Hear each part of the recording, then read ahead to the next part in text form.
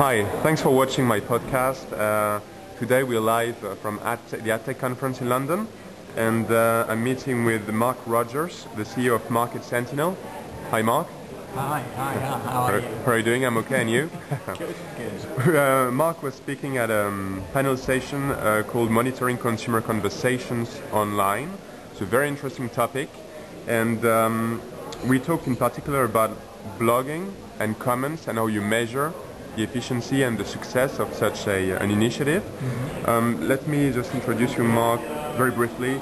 Mark works with Xavier Vallée, the head of marketing at Avis. Of course, it's one of Mark's clients, just one, but today Xavier was there as well, and they talked about an initiative that Avis launched in January 2007, I think, 6 months ago, roughly. Yeah. A bit more than 6 months, but Mark will talk about that, probably. Called We Try Harder. The idea was to launch a blog and to engage Avis customers, to generate new ideas, for instance, to give the opportunity for the brand ambassadors to express themselves, and basically to do good PR around Avis. So thanks to that, the success is there, and they managed to launch new and specific offers, to be the first on the market to launch those offers. So we'll talk about that in a minute. Sure. In terms of Web 2.0 and blogging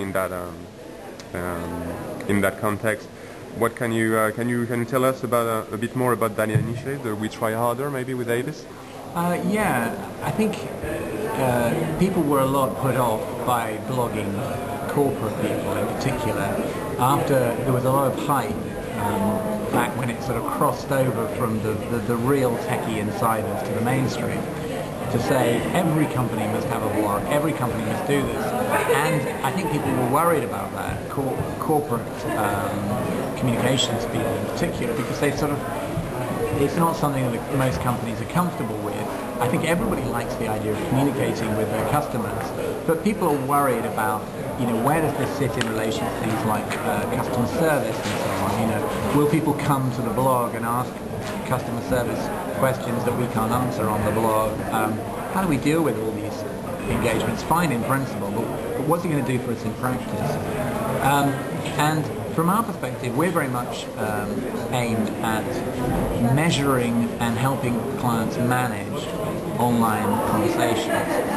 And by manage, I don't mean that you can make people have a different conversation than the one they're having already, but that if they're asking you a lot of questions and they're not getting an answer, maybe by answering their questions in a structured way, you can help them get the right information about what you're doing and help them have a better understanding of your business and what you have to offer.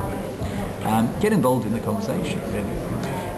And really that's where blogging is at its strongest. It's not that you can say something in a blog that will change your customers' views about you. It's that by understanding what conversations are going on, Xavier during our session today talked about 3 different things that Marketsentinel picked up from monitoring, which they knew they had to fix. Now these weren't things they needed to talk about, they were things they needed to fix.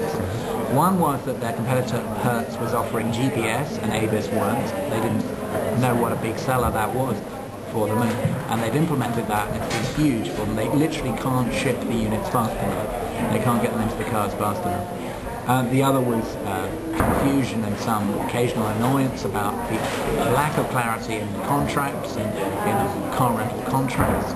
A third topic was, for example, lack of information about where depots are located, hire car depots. So it's all kind of pretty basic stuff. And what Avis did was, first of all, they fixed those issues. They introduced GPS. They made it a new feature in all the cars they're launching. They simplified their contract. They put up more information about the location of car rental places. There were a couple of other issues that came up as well. Anyway, but those are indicative of what they did. Only then did they start the blog. And the idea of the blog was to kind of make sure people understood that these things were going on, and also to provide a lightning rod for what you might call the fuzzier kind of customer service issues. Not so much, I've had a bad experience with my car, it wasn't clean, blah, blah, blah, although people do and did come to the blog sometimes with specific issues. But it was, how are we doing? Are we doing well? Are we doing badly? What do you, here's your chance.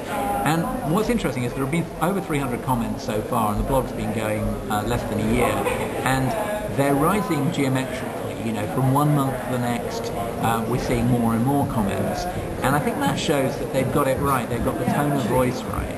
Particularly before the blog launched, one of the things we helped them with was to talk to other bloggers to understand, so those bloggers could see what Avis had in mind, and to get the feedback on board, so that people would feedback to say, no, this tone of voice is still a little bit corporate. You know, I think there was a post that sort of we're proud, delighted to announce the launch of our, you know, and of course you are.